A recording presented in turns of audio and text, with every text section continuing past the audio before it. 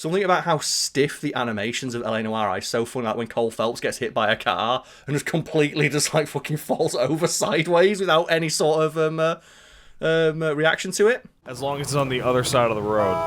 Bubbo. Bubble? Hey, I'm a cop. Fuck you. So faraway Lucas and lovely audience at home, same question. Who is your favourite protagonist from a Rockstar game? It's got to be CJ. I'm a big fan of CJ. I prefer Nico though, because I really, really like, resonate with his I fucking hate America mindset at the moment. that is true. He's the modern day hero. Yeah, like the idea that sometimes in like Grand Theft Auto 4, Nico, when he's drunk, will fall out of his car and just say, I fucking hate this country. But today, Lucas, we're talking about LA Noire. You are credit to the education system. So obviously, we're talking about a Rockstar project because Grand Theft Auto has been pushed back for another 6 months. Is it coming out in 2045? Every trailer I've seen for the Grand Theft Auto 6, I look at it and go, that's a PlayStation 6 game. Is it getting to the point where it may just be the PS6 game, but they'd be smarter to do it like they did, remember, Carl? GTA 4, it came out on Xbox One and PS4. A year later, came out on PC, and a month after that, it came out on PS5, and just we all bought it 3 times, right? Well, think about Grand Theft Auto 5. You can play Grand Theft Auto 5 on the Xbox 360. That's how long it's been. 360. Yeah. Oh, yeah. You can play Grand Theft Auto. I'm not sure if you can now, but I distinctly recall Grand Theft Auto 5 being an Xbox 360 game. Grand Theft Auto 5, out now. Rated M for mature.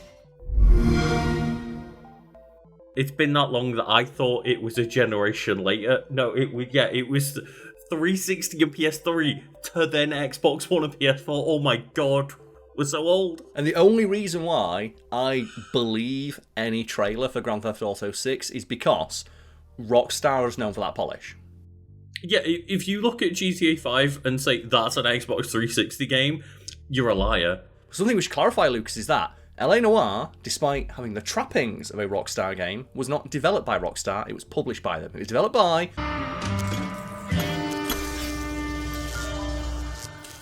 But first, Lucas, let's get everyone on the same page. If anyone's not familiar with Wiki Weekends as a format, myself and Lucas scan the lengths and breadths of the internet for a wiki on a subject we're interested in, bring it forward for discussion, see what kind of conversation arises as a result. So, to get us all on the same page about what LA Noire is, I'll refer to the wiki now. So, LA Noire is a 2011 action-adventure game developed by... and published by Rockstar Games. Set in 1947 LA, the game follows the rise of Detective Cole Phelps among the ranks of the Los Angeles Police Department as he solves a range of cases across various bureaus. Yeah. LAPD, ma'am. And the game is clearly inspired by the noir films of that era, and as such, it has a very unsatisfying ending. Can you imagine if LA Noire came out and it's like, we were not inspired by a noir movie? Yes, and if anyone's played the game, they know exactly what I'm talking about. But I would recommend people go play LA Noire if they have a chance. It's very interesting. Yeah, so that's exactly how I think of this game. It's like, it's interesting. Don't play it like a Grand Theft Auto game, though, because clearly... It's not GTA. No, it's not Grand Theft Auto. It wasn't even developed by the Grand Theft Auto people, but it was marketed as a Grand Theft Auto game, like an open-world game where you are a police officer rather than a criminal, as you would be in many Grand Theft Auto games. You think your threats frighten me? Answer the question! This is your chance. Don't fail me.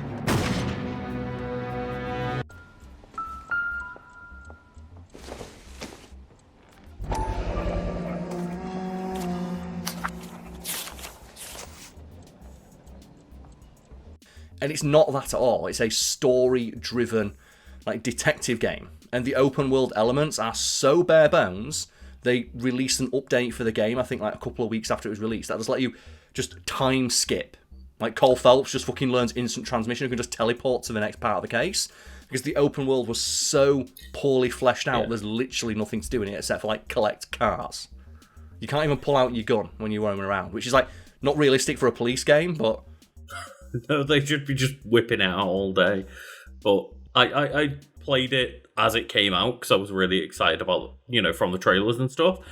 And yeah, the only thing I thought about the free roam elements were, why are they here? Completely pointless addition to the game. And there's a couple of like roaming side missions which amount to get into a shootout, because clearly at some point during development they were told we need more shootouts. People are expecting shootouts in this game. It's like, but it's a noir inspired narrative. Noir films don't have big dumb gun shootouts. They have drama and intrigue. Do a lot of presuming here in the United States, Consul General. It comes with the turf. You fuck young boys, Valdez. Are you a madman? I mean, if any of that sounds like you want that game but open world, just go play like Mafia 2. Yes, go play like one of the Mafia games, or like, one of the other like countless open world exploration games. But the Mafia games, they're fun. I'm a bit like, let's speak about like just open world games in general now, because Grand Theft Auto, the king. Like, they are so far above and beyond any other person making open world games. It's not even fair to compare them to each other, because Grand Theft Auto has unlimited development budget and time, to the point where they can say, we will take like, I think it's like $500 million hit to their stock price to delay Grand Theft Auto 6, because we know that when we release it, it will be the single biggest media release in the history of the entire medium of gaming. They know. No other game can claim that. I will say, I think the one thing that did change the open world genre is Zelda Breath of the Wild. Yes. And I do think they are not comparable. They're not comparable and they at all, no. both do very, very different open world things, and they are both at the top of their game of doing the things they're trying to do. It's like a comparison for like Zelda Breath of the Wild would be something more like Skyrim or Oblivion. It takes a lot for me to want to sink my teeth into one, because by design they require a huge investment of your time. And it's not often I can like sit there and go, okay, I'm going to spend several days, weeks getting lost in this world that's been crafted for me. But when it does happen, it's a very special experience. Daruk. Oh, there we go. Just look directly into Daruk's like virtual penis. Like his hologrammatic penis. The one thing I do hate about LA Noire, I think did the same thing, but Grand Theft Auto, is like the idea of gating off islands in an open world through story progression. And I'm like, what if you just give me an open world? And if I want to have meaningful missions in the rest of the world, I do more story. And if you just want to let me drive around, let me. I think it's a difficult balancing act. I like the idea of gating off new parts of the environment, especially like Grand Theft Auto, because I like the idea that like as your character progresses and becomes like a bigger deal within the criminal underworld, the area you're allowed to explore, your influence spreads as well. So for example, you mentioned CJ from Grand Theft Auto San Andreas. The game starts on one single neighborhood, CJ's Hood, Grove Street. And as the game progresses, new islands open up, and that's how, like, as CJ's criminal empire spreads and grows. And the scope of the missions that you take part in similarly grow. I like that, but I can understand why it'd be frustrating. Man, we can't take care of this from no bitch-ass rapper's mansion. Look, the world's bigger than this hood. This is where our lives begin and where it's probably going to end. It is very frustrating. I get why they do it. Obviously, game progression and, things like that. It'd also be overwhelming, I imagine, especially like a Grand Theft Auto game. With how much stuff is in a Grand Theft Auto game, they kind of need to onboard you to how the world works. Because if they just dropped you straight into an open world and went, go, most people would not know what to do. It's true for a first experience, right? But it's not true for anyone revisiting the game. It's very annoying to be like, I want to revisit my favourite parts of San Andreas, and the game's like, how about you do 12 hours of story first? And that's why, presumably, Grand Theft Auto Online exists. So you can just get dropped into the world and explore it at your own leisure. We're both people that have dabbled in GTA Online, but aren't GTA Online. I got more into Red Dead Online. Like, during the pandemic, I got super into Red Dead Online and used it mostly as just like a substitute for Discord or Zoom, where rather than just sitting on Discord and having a conversation, let's just go into Red Dead and just fish. Like, I remember distinctly spending like a couple of weekends just fishing in Red Dead with a friend because we couldn't leave the house. And it was really cathartic. And then I remembered, so I was there fishing. Just some guy went past on his horse and just fucking no-scoped me from like half a mile away. I went, there it is. That's why I don't play online open world games. That's why my version was Animal Crossing. I remember the story you told me about, like, you went to like your brother-in-law's island or something, and he'd not built like anything for anybody, and had solely built his house to be ginormous on a big hill, and his character wore like a little crown. Including the fact there was like garbage left outside the tents of other people's, like, just didn't give a fuck. Yeah, just literally, it's all for me. Capitalism, maybe. Let's fucking go. But let's bring it back to LA Noire now. And you mentioned that the game is played from a third-person perspective. The player may freely roam its interactive open world, although I wouldn't recommend it because there's very little to actually see or do. Like, the world does feel distinctly empty. The missions themselves feel very rich, and the environments you explore during the missions, because a lot of them, hey, you're a detective, you need to explore this environment, find clues. Like, you need to Scooby-Doo that shit. Now, hold on a second there, mister. We're going after some creepy ghost person, and you want us to split up? Well, yeah. Want to get lost with me? I'll give you a Scooby snack. They're quite detailed. The rest of the world feels really bare bones in comparison. It's a weakness of the game, because there's so little to do that it diminishes the rest of the game, in my opinion, which is why I think it's great they put in, give Cole Phelps instant transmission. It's needed, because the way I played the game was not good. It was just, every time I was going anywhere between a main mission, I was annoyed I was not just back in another main mission. Yes. Just give me a story game. But either way, Lucas, we're talking about characters. Let's talk about the characters of LA Noire. So most of the game, the player takes the role of Cole Phelps, played by Aaron Staton. And I remember, like, when I was watching like Mad Men, I went, hang on a sec, that's Cole Phelps. How you feeling? My foot's like new. Yeah, so we actually did a Mad Men podcast. We did, yes. A while ago with Jose, who did an excellent, video essay on Mad Men. So try and track that down after you've watched this video. But yeah, we we talked about Mad Men, and I watched some episodes, and just episode 1, I'm like, why is Cole Phelps A in the background and B like 6'3"? Yeah, because like the guy who plays Cole Phelps, Aaron Staton, is very, very tall, which must have made it really awkward for the motion capture stuff. Because that's the stuff that's really interesting about the making of LA Noire. Is like the facial capture technology that they developed for the game. Cole Phelps, Traffic. What have we got? It's really acting a scene in two parts: the motion capture and then the motion scanning.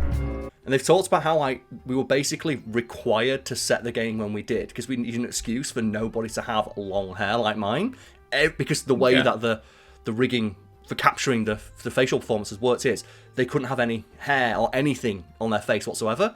So we needed a setting where we could have the excuse of everybody has closely cropped hair or wears a hat. Or obviously, many of the women's hairstyles were very pulled back at the time as well, right? As was the style at the time. And there are a couple of great behind the scenes videos of the facial capture technology fucking up. You keep lying to me, and I'll send you and your baby to jail. You get away from me. It's because of you. They...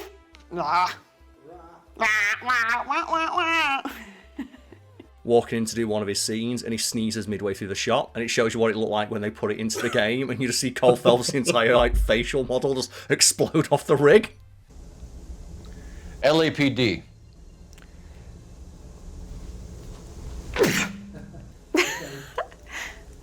Oh, I've not seen that one. You know what? I'll put the videos in because they're fantastic. But it's a really interesting way to make a game. I can imagine it was an absolute fucking ball ache. Look, lady, we need to find him, and in a hurry. Are you going to give me trouble? Sir? Are you... I can't get it out. Are you some kind of spy? Sir, are you some kind of spy? Let's try again. It took 7 years to make this game. I doubt that. You doubt it was a ball ache? Press X to doubt, right? But, don't forget that. The memes, right. So development. After the release of The Getaway, do you remember The Getaway? No, yeah, The Getaway was another one of those GTA wannabe killers, right? Yeah, but it was like, let's take GTA back to its roots and set it in London again. And it's like clearly inspired by Grand Theft Auto, but also clearly inspired by films like Snatch and Lock, Stock and Two Smoking Barrels. Worry about getting us a gun, yeah? Yeah? What's that? This is a shotgun, so? It's a fucking anti-aircraft gun, Vincent. And I think to be fair, GTA London was like a GTA 2, like, I want to say mod, but it was like a mod that we had to buy, because there was like a weird point where like GTA London came out, and I think it was either GTA 1 or 2. Yeah, I know like Grand Theft Auto was set in London for one of like the early like top-down games. And fun fact, people maybe don't know. Yeah. The origins of Grand Theft Auto, the original game was going to be a cops and robbers game, where you drove around your little car, seen from above, and solve crimes. And apparently during development, somebody set like the AI aggression to be way too high. And as the person was driving around trying to do a mission, every car in the game world tried to crash into them and shoot rocket launchers at them. And the playtesters thought that was more fun than the basic, like, you know, point A to point B, errand missions that they had there. They went, let's just make a game where you do that, because that's way more fun. So, like, the origins of Grand Theft Auto are literally a mistake. Yeah, the feedback was, it's way more fun when the police attack you. Yes. After the release of The Getaway, can't wait to put in clips of The Getaway so people can see how bad the acting is. God.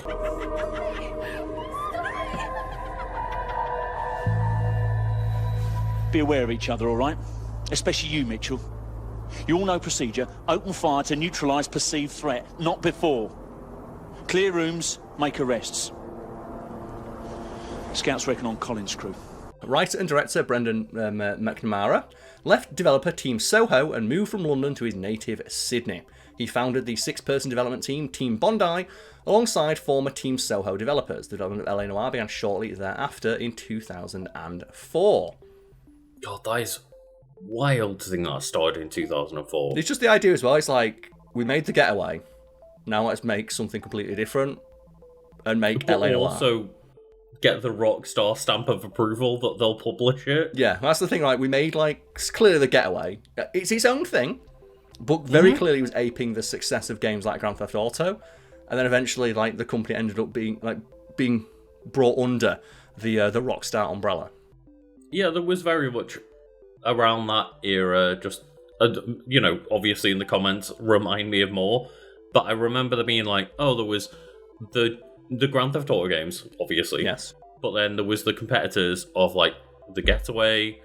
This isn't gonna work. Oh, God. Okay, here we go. Cover. We're in cover. We're in cover. Look at this. We're doing it.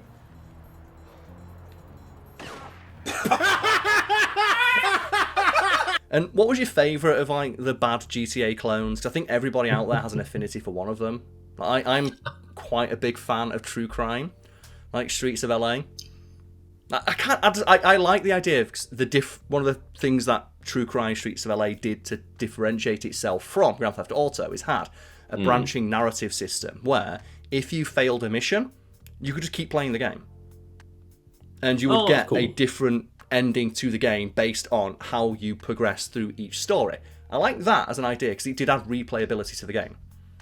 I don't really have an affinity for any of them, to be honest. I guess like the closest I've got was like I put a few hours into Sleeping Dogs, which was originally a true crime It was like Hong Kong game. True Crime Streets of Hong Kong or something. Like, I did like that game, but it just felt a bit too clunky. But I was a fan of like Wei Shen, and I liked the focus on like hand-to-hand combat rather than shooting. Spill all your veggies, now what? These veggies don't work for dog eyes. Dude, the veggies disappeared. Oh, he's going to the lobster box! Put him in the lobsters! It was a good game. It was not the best game. It wasn't a Grand Theft Auto, but like I just at the time I was like, I've got Grand Theft Auto. I don't need any of you wannabes. Yeah, but like I appreciated what some games tried to do to differentiate themselves, even though they were clearly aping the style. I said like True Crimes, like branching narrative system. That was kind of fun. I also like the focus on. It had like the 3 pillars where it is hand-to-hand combat, shooting, and driving. And you could like min-max into any one of those to become the best version of like Officer Nick Kang that you could be. That's cool. Yeah, I like that some of them at very least, tried to do something different from Grand Theft Auto. But some of them did just try to be GTA. And I think The Getaway, one of the only things I remember about it is that they tried to do the whole... Do you know that thing where games like, we don't want a HUD? They tried not to have a HUD on the screen to make it more cinematic, more immersive. So you didn't have a map. And let's be honest, London is a shit show to navigate at the best of times. So what they did instead is the back of your car, your indicator left or right tells you where you need to go. Get off the street. And get around them. That's I was like, I'm going really in the wrong way, I guess. So, yeah, like it wants you to turn. Sorry, mate. Got to get. I'm American. I don't know how to drive on the streets. Yeah. You need a test to navigate London. Very literally, you need a taxi driver test. Yeah, it's the knowledge, I believe, taxi drivers have to pass to prove the that they're able knowledge. to traverse London's many roadways. But yeah, like, I appreciate that The Getaway tried that. It didn't work. The game controlled like absolute shit. But I can appreciate that they tried to make it more cinematic. You also didn't have like an ammo counter or health. Instead, your character model would get more and more disheveled and injured, and you recover health by leaning against a wall and just like heavy breathing for a few seconds till your bullet wounds magically heal. We're doing it.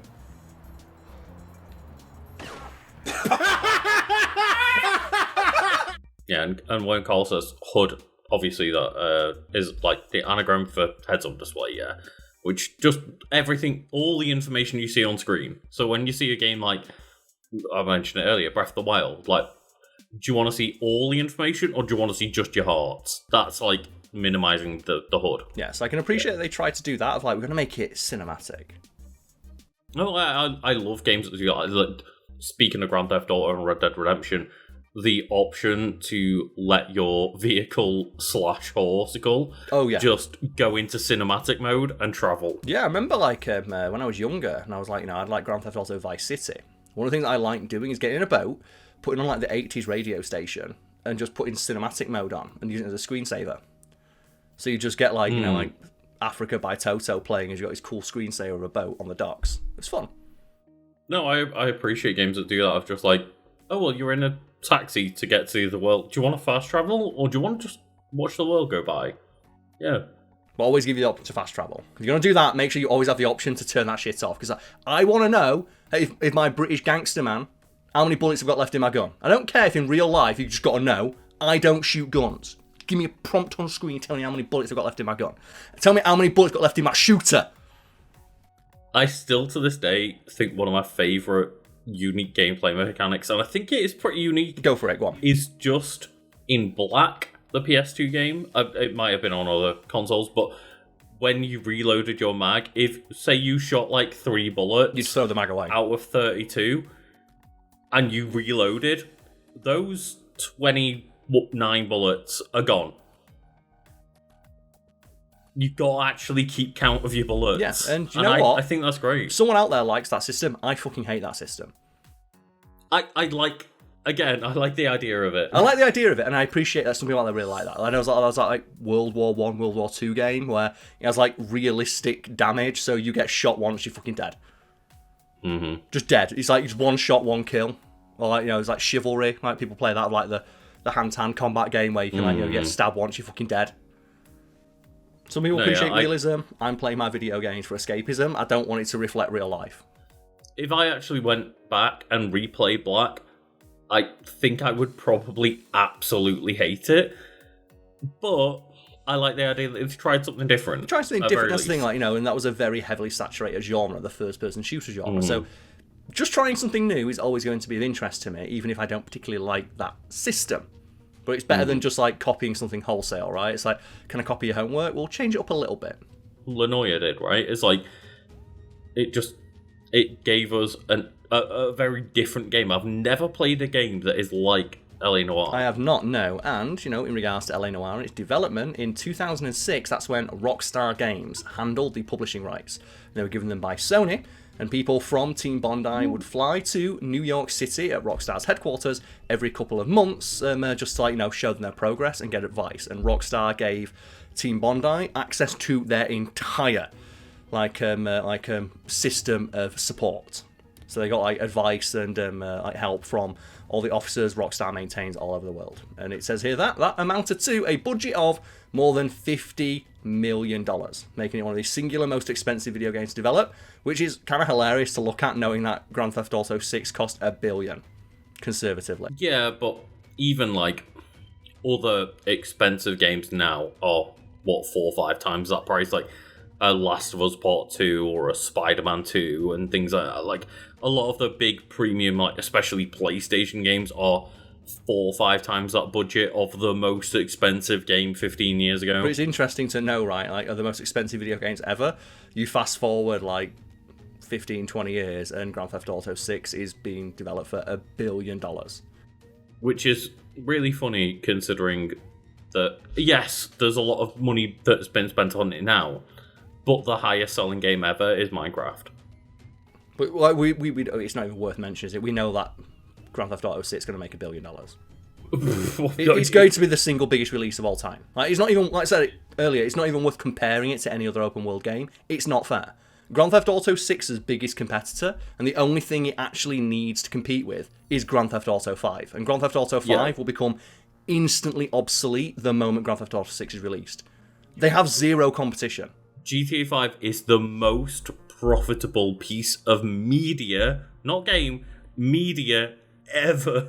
So yeah, But it still makes like something stupid like a couple of $1 million every single day just from people buying shark cards and stuff. It's ridiculous, but that's not what we're talking about now. So bringing it back to LA Noire, unlike other games by Rockstar, which run on the Rockstar Advanced Game Engine, LA Noire use a proprietary engine from Team Bondi. Which is weird, because when you look, it's like it just looks like the Euphoria engine, but a bit shitter. I'm stumped. Ideas?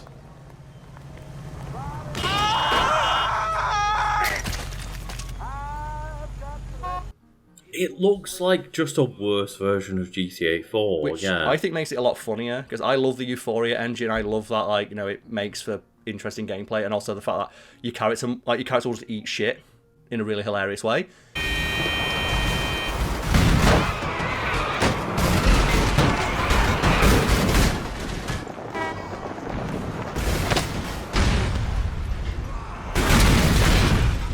Something about how stiff the animations of LA Noire are is so funny. Like when Cole Phelps gets hit by a car and just completely just like fucking falls over sideways without any sort of reaction to it. As long as it's on the other side of the road. Bubble. Bubble? Hey, I'm a cop. Fuck you.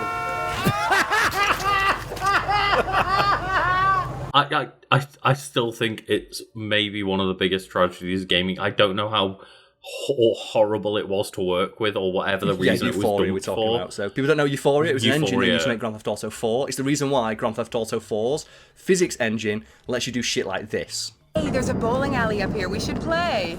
Cool. Let's go bowling then.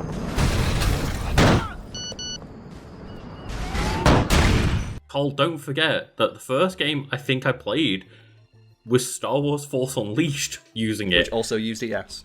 That dash is amazing because they don't have 1 second to react. Oh, no! I love this game so much. That looked like a drunken stagger off the edge. Oh, God, no! Lucas, I can dash. I can still dash. I can go down swinging. It made me replay that game multiple times, and that game engine just seemingly died on its ass, and I don't. If anyone wonders, apparently there's a huge ball ache behind the scenes to work with. Speaking of like the technology used to realise games, McNamara led the founding of Depth Analysis, a sister company to Team Bondi that developed the motion capture technology Motion Scan, which records actors at 1000 frames per second with 32 surrounding cameras to capture facial expressions from every conceivable angle, resulting in a realistic recreation of a human face. And it's good technology, but all I remember seeing is like the behind the scenes documentary of like just someone surrounded by like this matrix orb of cameras. Yeah, like, it worked well for capturing facial animation, and they talked about how like that was the primary thrust of the game. Of you're a detective, you need to be able to like detect if someone was lying. So we needed to be able to capture emotions and those like little micro expressions on people's faces extraordinarily well, because that's one of the things that you use to intuit whether or not someone's lying. It's funny because I think early in the game, to teach you that system, they really, really like dial up like how much people react. Like there's the famous one is the guy who's like, did you look inside that car before you reported it to the police? Like, no, of course I didn't. Exactly did you see them take? They was working on the tires. That's all that was took.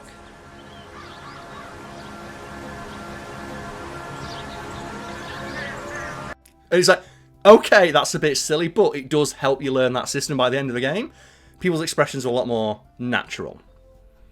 They were, but I think they maybe downplayed the acting a little bit too much. I think a lot of actors in that game played it too subtle, where it was like... I feel that, they should have probably like elevated the performances of each actor a bit more, given that it's like a noir film, or it's inspired by one, where the performances in noir films were not exaggerated, but by today's standards, the acting was a lot less subtle. 5 to 1, I know why you're here. Yep. Same horse. Now that's the way it goes. That horse has really knocked me over today. You wouldn't believe it if I told you this was the biggest loss of my whole career. Really. Great for you guys. So what if a bookie gets hit hard? It's a big joke. Big joke. Never occurs to you that I got a wife and kids like other people. Yeah, like, the amount of times... I presume it's why it became a meme of Press X to doubt, is that many people doubted the person and thought they were lying, and then it turns out, oh no, they were being genuine in that take. It's like, but they seemed a little bit shifty, and I feel like every performance was played to be a little bit obscure. Yes. What happens to the cars once they cross over the state lines? I don't know. I just deliver them. Give me something, Velasco, or I'll take you back to the cells and tell the whole station you're a child molester. How long do you think you'll last? Okay. Playing through the game, I remember like very few people actually tell you the truth, even in situations where, well, there's no reason for this person to lie. They're not the one being interrogated, but they still lie. This is why I'm fascinated by this game, because I think it's a great example of fantastic technology, really innovative and unique gameplay, but maybe it needed just another go through. Yeah, like, you know, there's a kernel of a good idea there, and the game itself is very good. But like you said, like maybe if they'd exaggerated the performances just a little bit more, or made the story a little bit less serious, because that's the problem where like, the game is so dour. Like people don't know, like you're a detective, you go through numerous like desks. You start in burglary, you work your way up to I believe it's like murder, like Grand Theft Auto. Oddly enough, like arson. You have some real fucking dark subject matter that you interact with. Stuff that I won't even be able to put a clip in of, because you're interacting with like actual like naked dead bodies. Also, I totally think they should have completely ignored maybe what order actual police people would go through. Of like, no, the end game should be going through murder cases. Yeah, well, it's part of the narrative that Cole gets demoted, so he goes from vice to arson. That's part of the narrative thing. As people that have watched other media, the one thing you want to go through is the murder crime scene and the fake little like chalk outline that doesn't actually happen in real life and all that jazz, and like that should be the end game of that game. Yeah, well, I think the way that the narrative plays out works for the story they wrote. I just wish that there's some really fun moments in the game, because the character of Cole Phelps is a complete stick up his arse, just straight man with zero like time for nonsense. What were you doing to the body, Ferdinand? Are you sure you won't be upset? Try me, Ferdinand. I was kissing her. Which makes him so well suited for bouncing off of like more kooky characters that you'd see in like a Grand Theft Auto style game. Save it for someone who wants to hear it. How many janitors carry a gat? That's one way of announcing we're here. And there's a couple of moments that are really fun, but they contrast so poorly with, okay, now there's a woman who's been cut in half. Go interview the grieving husband and like, no, fucking tune him up because you think he did it. Yeah, walk into an episode of Dexter because the Bay Harbor Butcher is here, and Cole Phelps just has nothing. But there's a couple of like more fun moments. Like I think of one. I think it's one of the DLC missions where there's like it's a big explosion. It's time for action, Herschel. It's time for change. Jack's crossed the Rubicon, and we have to be on the other side ready to help him. Christ, what was that? Explosion. Something big. Think it's the Reds? There's a spy camera that you find, and the camera goes off as Cole looks into it. And when you go to Central to look at the evidence, there's like a photo that it's like, oh, we processed the photos from that camera. Here's suspect number 1, and it's Cole going like. Very funny. I think you're right, Ray. We have our man. Just the light just went off in his face, and it's really fun. It's like I want more moments like that, more moments of levity, because some of the cases that you deal with are so dark. As well, I think if it was like a slightly elevated world with slightly elevated characters, if they borrowed just a little bit more of that Grand Theft Auto tone, because Grand Theft Auto exists in a slightly exaggerated version of our own reality. Oh, sometimes quite exaggerated, but yeah. I think if they found that midpoint between like GTA tone and actually like real world tone, I think they would have found maybe a nicer place. It reminds me to an extent of Detroit Become Human. Have you heard about that? Where like during the development of that, Brian Decker, who plays one of the main characters, what's he called now? Connor, the robot. He talked about how during development, the director of that game, David Cage, who's a huge piece of shit, kept giving him shit as an actor when he tried to improvise and do fun stuff. For example, there's like a moment in the game where you're talking to Clancy Brown, and and his character, Connor the robot, just winks. Just gives him a little wink like that. I think working with an officer with personal issues is an added challenge. But adapting to human unpredictability is one of my features. And it's a really fun moment. It's one of the people who played the game, it's like they sing it as one of their favourite moments.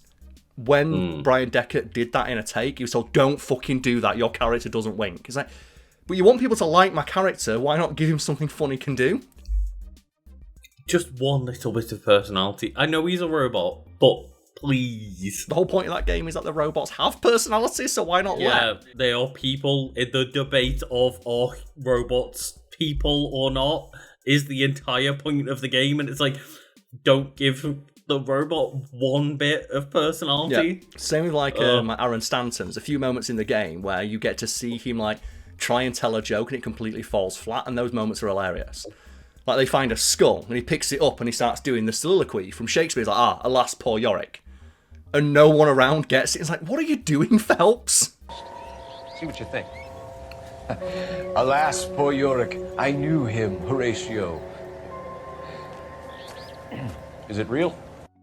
And it's not to say that the actor can't have character, because in Mad Men he very quickly plays a huge piece of shit. Yeah, I would just like it if there was a bit more humour in the game. Like, so even if it's just like the wry humour that Grand Theft Auto is known for, even though it's not a Grand Theft Auto game.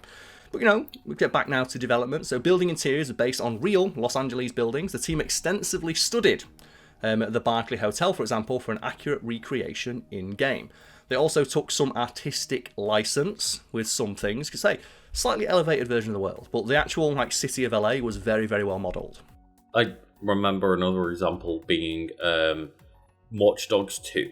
There was people talking about how fundamentally, it's a fun game, but the world of San Francisco was actually pretty well recreated to the point where it's like I can notice landmarks that here for, and obviously GTA is very good at that too. Yes, I think the Yakuza games. When I went to Japan, I knew my way around Shibuya. Yeah, because I'd been there in the Yakuza game, and I was like, wait a minute, there's the place with the giant crab around here because it's in Yakuza. There it is. Here's a picture of me with the giant crab that I recognise from Yakuza. Get yourself to Kamurocho and just know where you're going. Yeah, that's a fun thing you can do with games. But Lucas, speaking of fun stuff, we know what people are clicking on this video. They want to hear the section on staff complaints. So, shortly after the release of LA Noire, a group of former Team Bondi employees launched a website called LANoireCredits.com and contained over 100 names excluded or incorrectly listed in the official credits for the game. And that's got to fucking suck, right? 7 years of development, don't get your name in the credits. People already don't watch credits, but come on. I was pissed that I did a couple of days of gameplay sessions that I didn't get credited for, let alone months or years of work. It's rough, and it's a big issue in like gaming. There's plenty of examples of like people being excised wholesale from credits in games. It's like, come on. Yeah, I remember. There's many examples, I should say.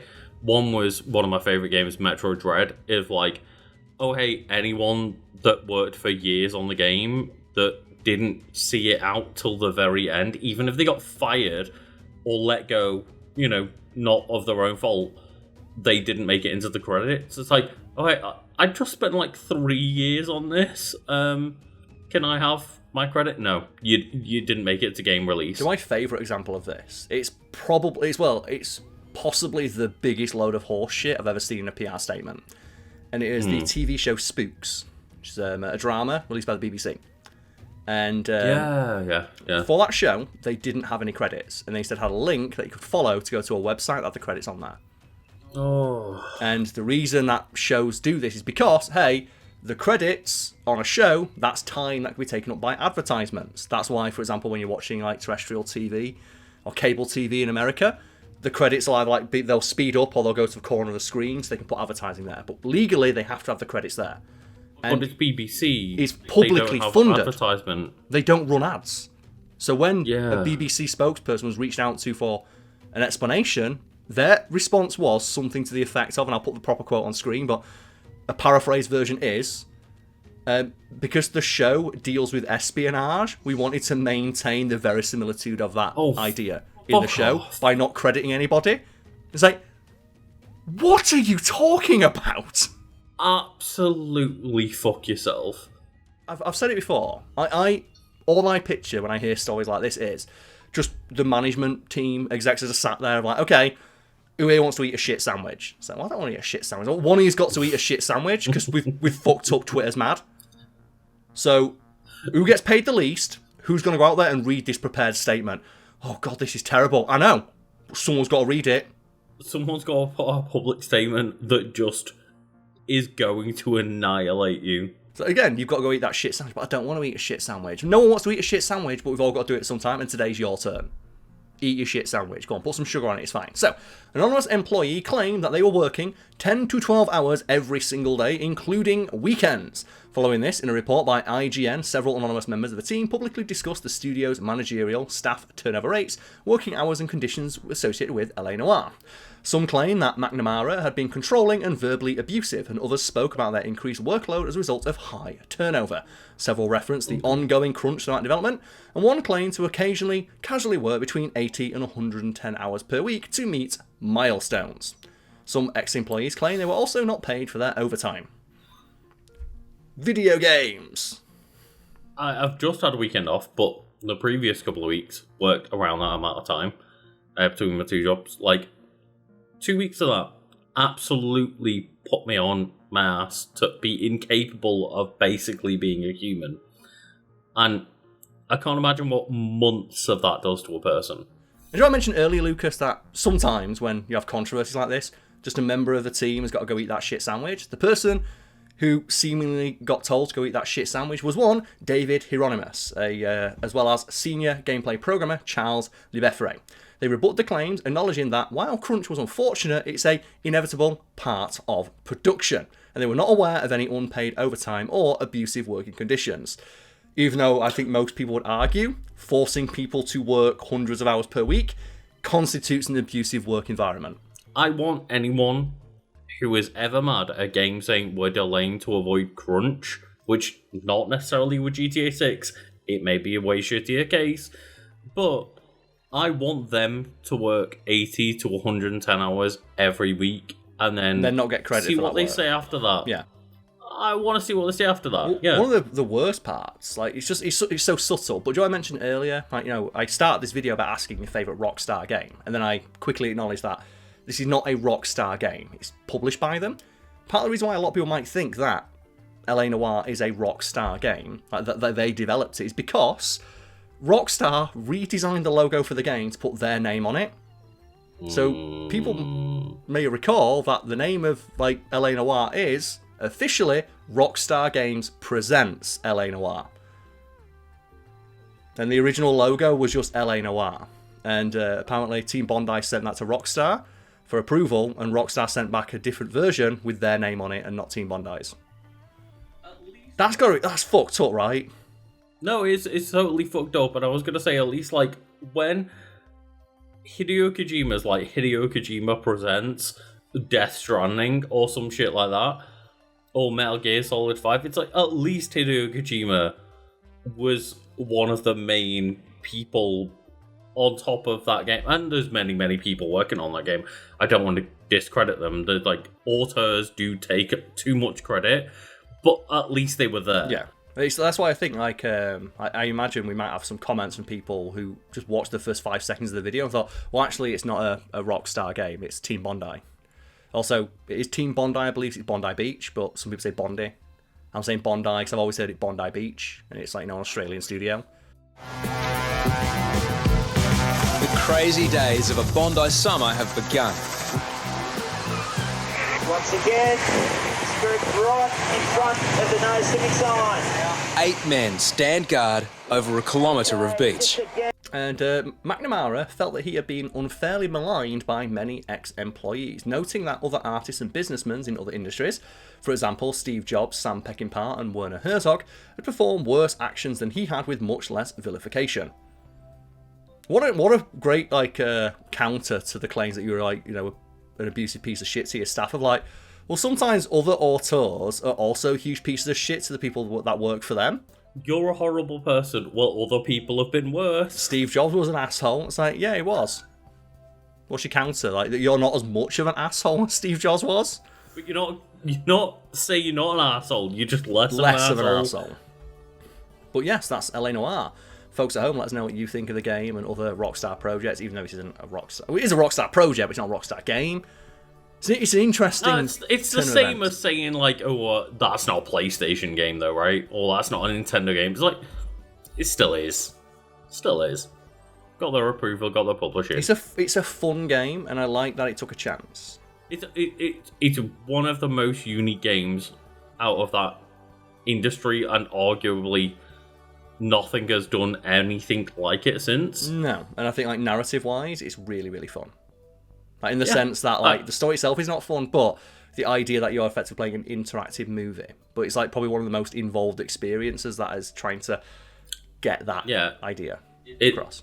It's not just one of those games like a Telltale game where you're just making a decision. Like, you are actively participating in the gameplay. It's not just a story.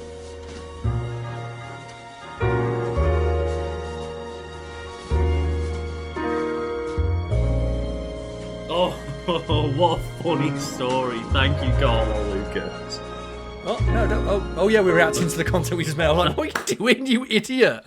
So this is the section of the video where we give a shout out to our big PPs. That is our code we use for our Patreon producers over on our Patreon. It is indeed. And I somehow got swindled into this with you just improvising the big PP out of nowhere. Do you know what? Yeah, I made an executive decision. Went, we're going to call our Patreon producers the funniest possible acronym, the PPs. He's doing his dab in. He's bringing it back. Showing our age. Lucas is hitting the sickest dab you've ever seen. So for the first shout out, we've got to give a thanks to Daddy Grunt. And Carl, can you We make the joke every time of... I like to put fun clips in for each person who supports us as a big PP. What's your favourite effort from a video game? Oh, I was going to say, who's your favourite daddy? Who's my favourite daddy? Ooh. I'd say my dad. My dad's not been doing well recently, so I'll say like, shout-outs to my dad. We can't put a clip in of your dad. No, but I can give him a shout-out in a video. You no can one's going give to him stop a me. shout-out, yeah. No, yeah. I mean, shout-outs to Carl's dad. Yeah. So cheers to Daddy Grunt and cheers to Papa Smallwood. Hell yeah. Thank you. The elder Smallwood. At that point, he's the big wood, isn't he? He's become the giant oak.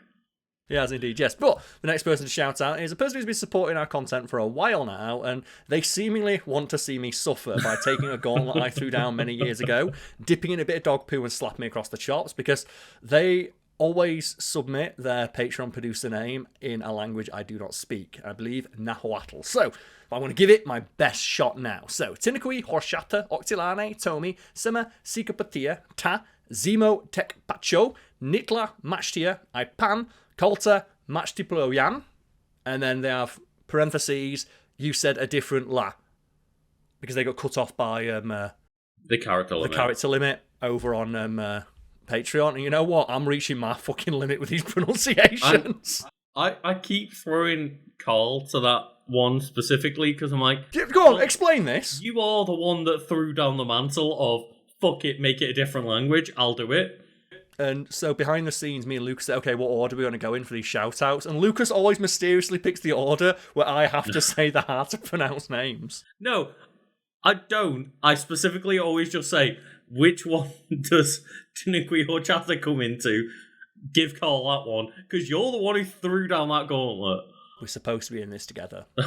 I threw the gauntlet down, did not tell Lucas, and then someone picked it up and just like, do you like the boxing glove arrow from like Green Lerma arrow? And just hits me across the face. But you know they dip it in dog poo first. But I don't get off much better with the next one because I've got to translate emojis into words apparently. Go for it. So we have the Burning Dragon here with I'd guess like a big eye face, an uwu face, a little mustache face, and then maybe a happy face throwing a table at a very concerned face in emojis. Very good. Giant eye, dead fish, cat head, guy doing this. As I often joke, our fans are now submitting to us their names in hieroglyphics. And hoping we know how to pronounce them, which just makes me appreciate another long-time supporter, Rosalindis Memphis, all the more. They've been steadfast. They've been steadfast in both their support and what they want to be referred to in this section of the videos, and I very much appreciate that. And I'm guessing we still have more of the Memphis song list to go through at this point to put clips in. I found a Nightcore cover that Mark Cohn won't copyright strike.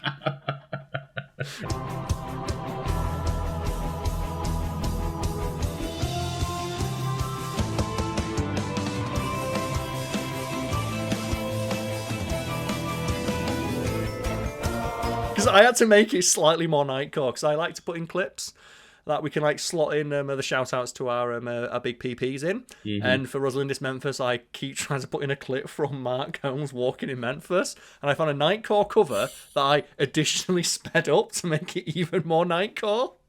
That is a song I would have never expected to have a Nightcore version of. There's a Nightcore version of everything, Lucas. That's true. Like, Nightcore is for... They're still making it. There's still people out there making Nightcore. Just the heroes. But speaking of... That's correct, yeah. There's not people out there. There's fucking legends out there still making Nightcore covers. But speaking of other heroes, Carl, we do have to thank Kick and Bucket, another hero who...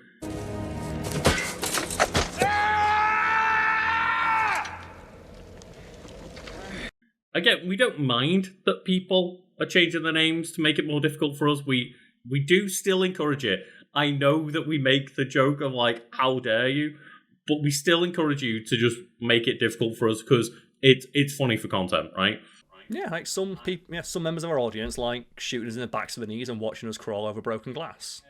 And I appreciate that we've been getting support from Kick and Bucket.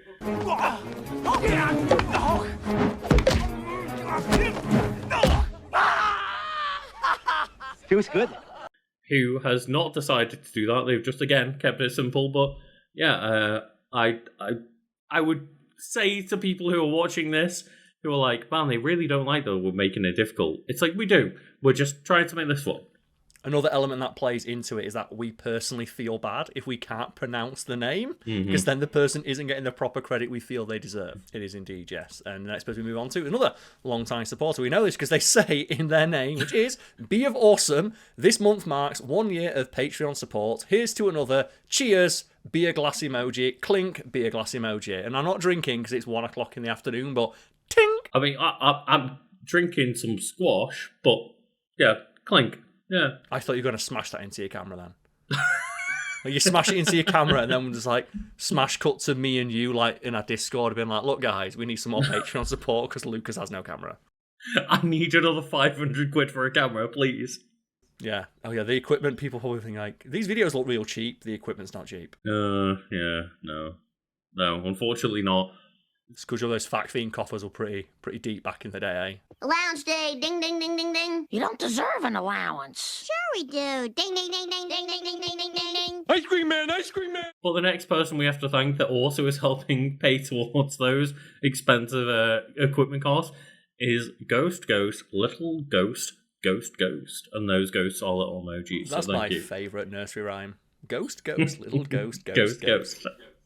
He actually runs off the tongue pretty well. Yeah, that's a pretty nice little ditty, that. Yeah. Ghost, Little Ghost, Ghost, Little Ghost. Try and say it 5 times fast. Ghost, Little Ghost, Little Ghost, Little Ghost. I like it.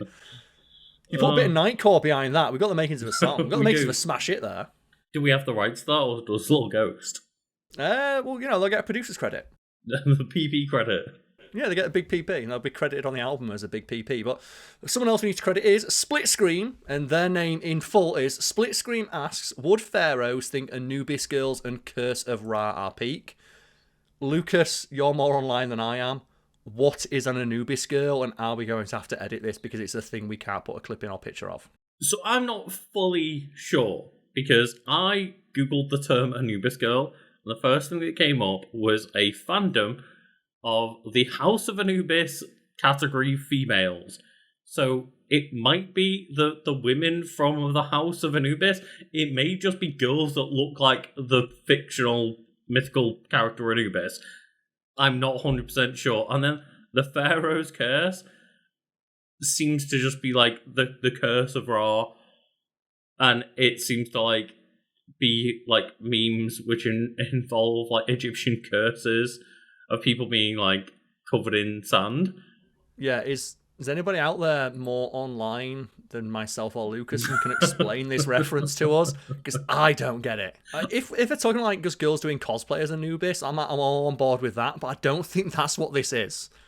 What is it? A group of 8 teenagers who live together in Anubis house that serves as a boarding house of an elite boarding school in the United Kingdom. It is based on the Dutch and German show Het Huis Anubis. Get all the seasons on iTunes. On iTunes?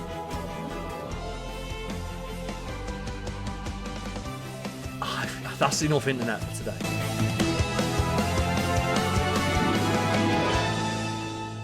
Yeah, that's enough internet today. And the last person to shout out someone has a nice, simple name that I'm hoping I'm not going to mispronounce, which is Ranma Sawatame. So thank you very much to Ranma Sawatame for not making me have to look up a wiki on a... I might have to watch this show. Yeah, I'm pretty sure that was also my shout out, but yeah, sure, we've just been twisted Do I around. want to go to the Anubis verse? I don't know. I don't even know if that's what they're referring to. Is it? But yeah. I'm so sorry, Ranma Sawatame. It's like, there's like, just, you got Anubis. Yeah, no, shout out to Ranma Sawatame, who was meant to be my shout out, and I think Carl just got a bit flustered. I'm Ranma Sawatame. Sorry about this. I got flustered by the Anubis verse. Jerome Clark is a main character. He lives at Anubis house. He's a prankster who always has tricks up his sleeves. Anyway, I hope that Carl can find a very good clip for Ranma Sawatame to round out this one and not just like get absolutely dunked on by some Anubis girls.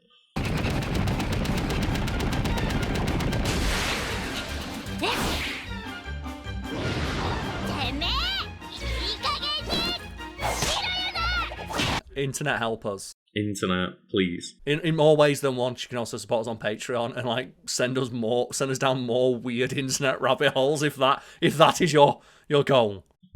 If that is your goal, we have to look this up. We do. Thank you for your support, everyone. This is going to be an entire afternoon of Googling for me, Lucas. 1,352 articles. Thank you all for your support. Carl's going on a weird rabbit hole right now. We appreciate you all, and yeah, thank you for the month of support.